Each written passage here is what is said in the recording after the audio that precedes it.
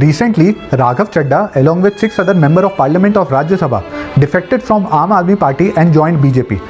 And even the chairman of Rajya Sabha approved their formal merger with BJP. It may be politically correct, but is it legally sound? Let's see. दोस्तों, सबसे पहले हम समझते हैं defection क्या होता है। डिफेक्शन होता है जब एक इंसान एक पॉलिटिकल पार्टी के टिकट पे एज एन एमपी चुन के आया हो और उसके बाद वो किसी और पॉलिटिकल पार्टी को ज्वाइन कर ले। It is against the law and even it is against our constitutional and democratic principles. Why I am saying so? दोस्तों, इलेक्शन में एक वोटर सिर्फ एक कैंडिडेट को वोट नहीं कर रहा, वो कैंडिडेट जिस पॉलिटिकल पार्टी के टिकट पे इलेक्शन लड़ रहा है उस पॉलिटिकल पार्टी के मैनिफेस्टो, लीडरशिप और आइडियोलॉजी को भी वोट कर रहा है। दोस्तों, क्या एंटी डिफेक्शन लॉ के कुछ एक्सेप्शन है? तो हाँ है।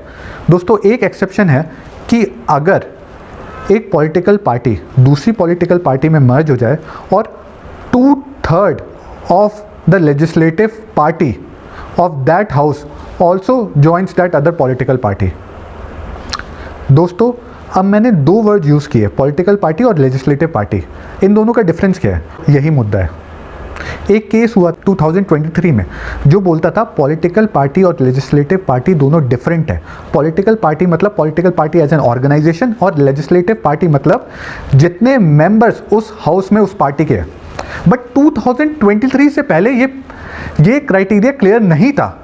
उस वक्त में हाई कोर्ट या राज्यसभा चेयरमैन इस बेसिस पे डिसीजन ले लेते थे कि पॉलिटिकल पार्टी और लेजिस्लेटिव पार्टी सेम है। इससे क्या होता था? इससे मर्जर की एक ही एक्सेप्शन बनती थी कि एक ही कंडीशन फुलफिल करनी है हमें, बस कि 2/3 member of that political party in that house joins the other party. बस यही एक्सेप्शन क्लियर करनी है हमें बस। But after that judgement now we have to fulfil 2 criterias. That is कि सबसे पहले एक पॉलिटिकल पार्टी दूसरी पॉलिटिकल पार्टी में एज एन ऑर्गेनाइजेशन मर्ज हो, उसके बाद 2/3 वाला क्राइटेरिया भी मेट हो। दोस्तों, हमारे केस में जो अभी हो रहा है वो पॉलिटिकल पार्टी का मर्जर नहीं हुआ and according to me it is the violation of 2023 judgement of Supreme Court का जजमेंट। दोस्तों, अब रेमेडी कहाँ है? रेमेडी सुप्रीम कोर्ट ही दे सकता है, but as we say law profession is the profession for second generation and even the remedy is also for the second generation and it takes a lot of time। तो दोस्तों, अब देखने की बात है कि सुप्रीम कोर्ट से remedy मिलती है या नहीं। Thank you.